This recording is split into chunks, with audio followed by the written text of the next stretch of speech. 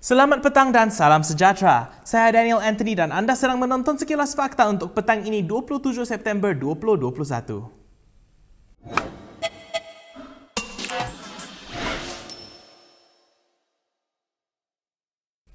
Rancangan Malaysia ke-12 yang dibentang pada hari ini menyasarkan beberapa matlamat bagi mengembalikan momentum pertumbuhan ekonomi dan mencapai matlamat pembangunan jangka panjang. Antara tumpuannya adalah untuk menjadikan Malaysia sebuah negara yang berpendapatan tinggi dan mempunyai kualiti hidup lebih baik pada tahun 2025. Tujuan pembaharuan ini bukanlah untuk menjana kekayaan negara semata-mata. Sebaliknya, untuk menangani beberapa cabaran struktur ekonomi, menyediakan tenaga kerja masa hadapan, meningkatkan kesejahteraan keluarga Malaysia dan merapatkan jurang pembangunan antara wilayah. Secara terperincinya, Ismail menggariskan 4 matlamat dan 9 fokus utama di bawah RMK 12 yang akan menjadi landasan hala tuju pembangunan 5 tahun negara. Pertumbuhan KDNK disasarkan pada kadar 4.5 sehingga 5.5% setahun dalam tempoh 2021-2025. Kedua, pendapatan isi rumah dianggarkan sebanyak kira-kira RM10,000 sebulan pada tahun 2025. Dalam pada itu, Ismail turut mengumumkan peruntukan RM400 bilion untuk projek-projek pembangunan yang kurang diberi fokus sepanjang pandemik COVID-19. Kita sekarang ke berita seterusnya. Salah seorang pegawai SPRM yang ditahan susulan kehilangan RM25 juta wang bahan bukti disifatkan sebagai bermasalah tetapi rapat dengan orang ternama. Perkara ini dinyatakan oleh sumber-sumber kepada Malaysia Kini termasuk bekas pegawai kanan yang arif berkaitan selok-belok dalam Suruhanjaya itu. SPRM sebelum ini menahan 3 pegawainya selepas bekas ketua pengarah Organisasi Perisikan Luar Malaysia MEIO Hassanah Abdul Hamid membuat laporan bahawa sejumlah besar wang tunai yang dirampas dalam siasatan terhadapnya pada 2018 hilang. Malaysia Kini difahamkan bahawa 3 anggota SPRM yang menjadi suspek berkhidmat dalam unit siasatan khas yang mengendalikan kes Hassanah. Mereka mendakwa pegawai itu tidak boleh disentuh susulan hubungannya dengan orang ternama. Tambah sumber apa yang didedahkan baru-baru ini hanya sedikit berbanding apa yang berlaku sambil menambah siasatan polis akan membongkar lebih banyak perkara. Bekas pegawai itu juga mengkritik SPRM kerana gagal melaporkan tuduhan kecurian itu kepada polis dan menambah tindakan agensi itu menyiasat dakwaan kecurian itu sendiri berkemungkinan satu percubaan untuk menutup isu tersebut.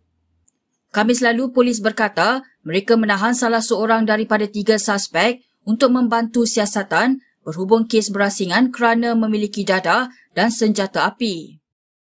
Timbalan Menteri Pelancongan Kesenian dan Kebudayaan Edwin Santara telah memfailkan saman fitnah terhadap Ahli Parlimen Batu P. Prabakaran. Ia berhubung dakwaan berkaitan keberadaan Ahli Parlimen segamat itu di New Zealand. Santara mengemukakan writ saman di Mahkamah Tinggi Kuala Lumpur pada 23 Jun lalu berhubung kenyataan yang dibuat Prabakaran pada 17 Mac dan 28 Mei. Pada 17 Mac, Prabakaran antara lain menggesa Pesuruhjaya Tinggi New Zealand supaya mengekstradisi segera Santara kembali ke Malaysia sekiranya dia melanggar undang-undang negara itu. Sebelum ini, Santara berkata dia menjalani kuarantin di New Zealand pada 24 Disember 2020 dan telah mendapat cuti selama 55 hari daripada kerajaan untuk melawat ahli keluarganya. Pada 28 Mei, Prabakaran mendedahkan surat tuntutan Santara terhadapnya yang digambarkan sebagai cubaan untuk membuli, menekan dan menakutkannya. Menurut salinan penyataan tuntutan, Santara mendakwa kenyataan Prabakaran dalam kedua-dua sidang media itu adalah berbaur fitnah dan dibuat dengan niat jahat. Santara menuntut ganti rugi teruk, teladan dan pampasan dan agar Prabakaran membuat permohonan maaf dan menarik semula kenyataan-kenyataan yang telah diterbitkan di dalam akhbar harian di Malaysia dan media sosialnya. Sebuah kapal milik China dikatakan memasuki zon ekonomi eksklusif Malaysia ataupun EEZ dan berada sekitar 140 km dari pesisir pantai Labuan. Kehadiran kapal Taiyang Hao yang dimiliki oleh Kementerian Sumber Asli Beijing pertama kali disoroti oleh pemerhati geopolitik dari Vietnam, Tuan Tang.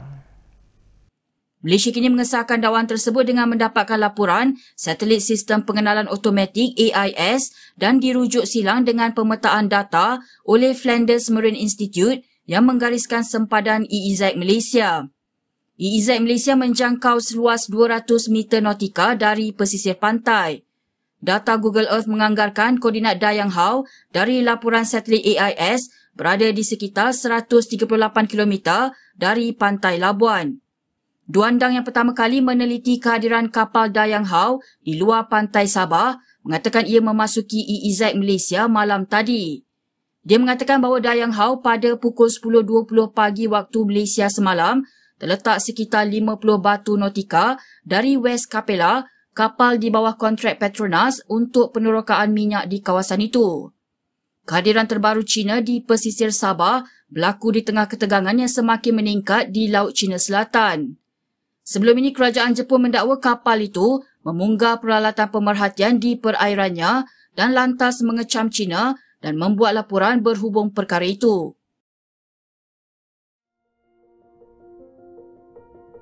Nama saya Nur Hadi binti Abdullah. Anak saya Saswani binti Besa, umur 19 tahun.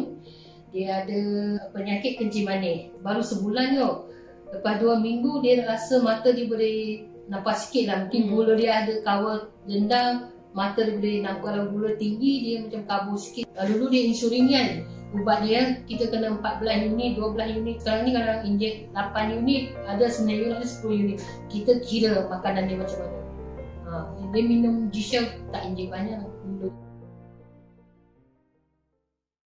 Kita sekarang ke perkembangan berikutnya. Veteran UMNO mengingatkan Presiden Bersatu Muhyiddin Yassin agar tidak perlu membuang masa dengan menaruh harapan UMNO akan bersama bersatu dalam PRU yang akan datang. Malah kata Setiausaha Veteran UMNO Mustafa Yaakob kepada Malaysia Kini, parti itu sedia dengan kemungkinan bertembung dengan Bersatu.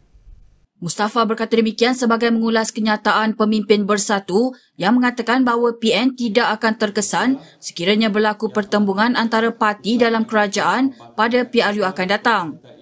Tambah Mustafa, kenyataan pemimpin Bersatu itu membuktikan parti berkenaan masih menaruh harapan untuk bekerjasama dengan UMNO. Malah tambah Mustafa lagi, hanya UMNO yang dapat membantu Bersatu untuk mengekalkan 16 kawasan di mana wakil rakyatnya melompat parti. Semalam Ketua Penerangan Bersatu Wan Saiful Wanjan membayangkan PN tidak akan terkesan sekiranya berlaku pertembungan beberapa penjuru di antara gabungan tersebut ketika PRU ke-15 nanti. Menurut Wan Saiful, meskipun tidak pasti sama ada UMNO akan turut bersama dalam gabungan itu pada PRU ke-15 nanti, PN mesti meneruskan kelangsungan bersama parti gabungan sedia ada. Ketua Ajaran Perjalanan Mimpi Yang Terakhir Masita Abu Jalar ataupun dikenali sebagai Sita Anor mengisytiharkan dirinya bertaubat secara terbuka hari ini.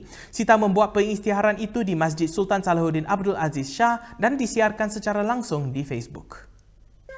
Oleh yang demikian, saya menginsafi, menyesali dan berjanji kepada diri saya bahawa saya tidak akan mengulangi dengan apa juga cara yang boleh membawa kepada keadaan yang dinyatakan. Dengan ini saya bertaubat kembali ke pakal jalan, mengamalkan ajaran Islam berdasarkan sumber pengetahuan dan ilmu yang benar. Bernama melaporkan majlis hari ini diatur atas persetujuan Masita tanpa paksaan bagi memberitahu kepada pengikutnya agar kembali kepada ajaran Islam yang sebenar. Masita sebelum ini mendakwa kononnya akan berlaku Perang Dunia Ketiga bermula di Sabah dan memimpin pasukannya mencari Imam Mahdi untuk melawan musuh. Bagaimanapun pada 4 September lalu, Sita ditahan polis berhubung penglibatannya dalam ajaran tersebut. Pada 20 September lalu, Masita dipanggil menghadiri sesi penjelasan bersama 3 orang panel pakar akidah yang dilantik oleh JAIS dan hasil daripada sesi itu, Masita telah akur dan insaf tentang perbuatannya. Berikut beberapa lagi ringkasan berita untuk hari ini.